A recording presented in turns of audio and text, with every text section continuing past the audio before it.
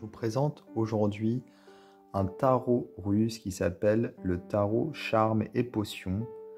Ce jeu, je ne, voilà, là il y a écrit le nom de du créateur ou de la créatrice, mais je pourrais pas vous le dire, puisque c'est voilà, un nom russe, hein, tout simplement, et j'arrive pas à lire le russe. En tout cas, vous allez voir, c'est un très joli jeu. Effectivement, qui met en image la tradition des pays de l'Est. Et il a un côté très Wicca, très magie, et même, comment dire, voilà, harmonie avec la nature. Je le trouve très très sympa. Alors, je crois qu'il est assez récent. Je vais regarder, je vous dis ça tout de suite au niveau du petit livret. S'il y a un copyright quelque part. Non, je me rends compte qu'il n'y a pas de date.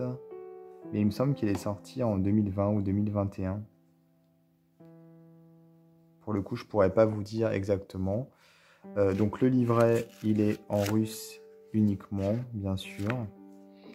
Les cartes sont très chouettes.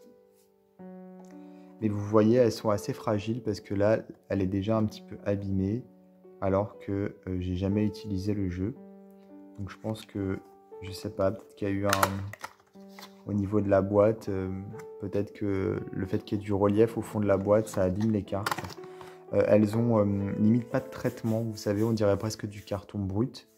Et elles sont quand même assez fines pour le coup, donc elles prennent les chocs rapidement, j'imagine. Et au-delà de ça, je pense même qu'elles ont elles ont été mal coupées.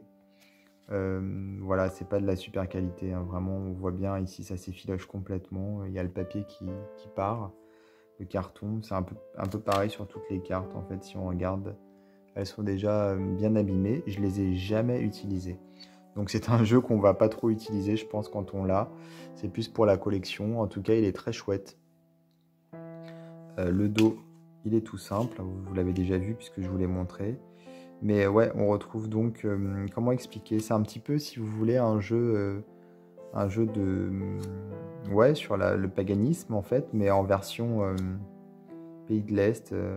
Du coup, il y a il y a un style, ouais, vraiment traditionnel.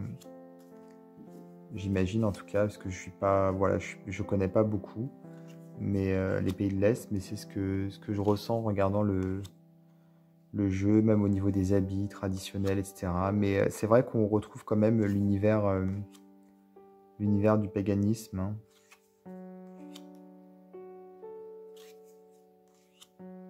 Alors on est sur un système de type Rider-Waite-Smith, donc même si vous ne comprenez pas le russe, vous allez pouvoir utiliser le jeu, bien sûr, si vous connaissez le tarot du Rider-Waite-Smith.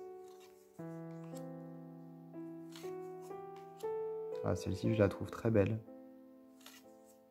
Remarquez, elles le sont quasiment toutes, hein, très belles, très colorées. Il y a un côté également enfant intérieur, je trouve, au niveau des illustrations, parce que ouais, il y a quelque chose comment dire, pur. Un petit peu comme il y a de la naïveté aussi, je trouve, au niveau du type d'illustration, pas du symbolisme, mais les couleurs. La naïveté dans le sens enfant, quoi. Je sais pas trop comment expliquer, mais je trouve ça très, très parlant et en même temps authentique.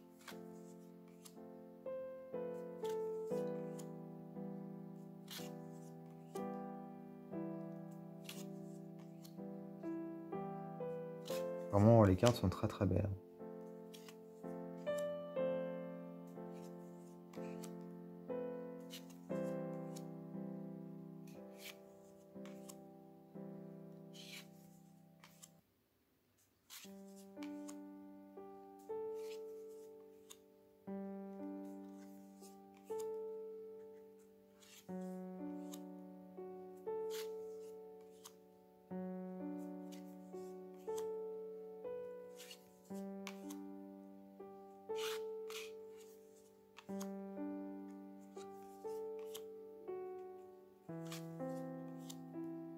On a même des dragons, donc ouais, on a vraiment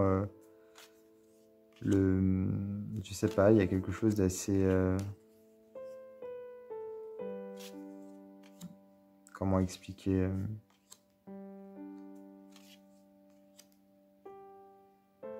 mythologie celtique, voilà, c'est vraiment chouette. Heroic Fantasy aussi, quelque part. Médiéval, en fait, hein, tout simplement.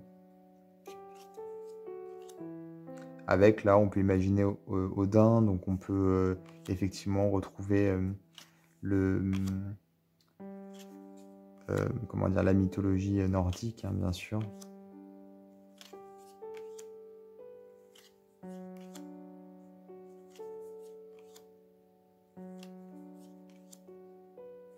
D'ailleurs, je disais que au niveau des vêtements, c'est traditionnel des pays de l'Est, mais si ça se trouve, c'est traditionnel des pays nordiques et pas des pays de l'Est. Peut-être que je confonds. Je suis pas assez calé à ce niveau-là pour en parler voilà, correctement, on va dire, convenablement. Mais ouais, c'est peut-être juste des habits traditionnels des pays nordiques. C'est tout à fait possible. Donc voilà en tout cas pour ce tarot charme et potion. Donc un tarot russe, pas forcément évident de se le procurer, à moins de le commander sur une boutique en ligne russe, mais bon, il faut réussir à le trouver, ou éventuellement sur les sites de vente de produits d'occasion comme eBay peut-être, mais ouais, c'est pas évident, ne serait-ce que pour le nom du jeu, retaper le nom exact, c'est vraiment compliqué. Avec nos claviers, on peut tout simplement pas en fait. Mais c'est une belle découverte et je suis très content de vous le montrer. Voilà. Alors n'hésitez pas à vous abonner à ma chaîne, à activer les notifications et moi je vous dis à bientôt pour d'autres vidéos.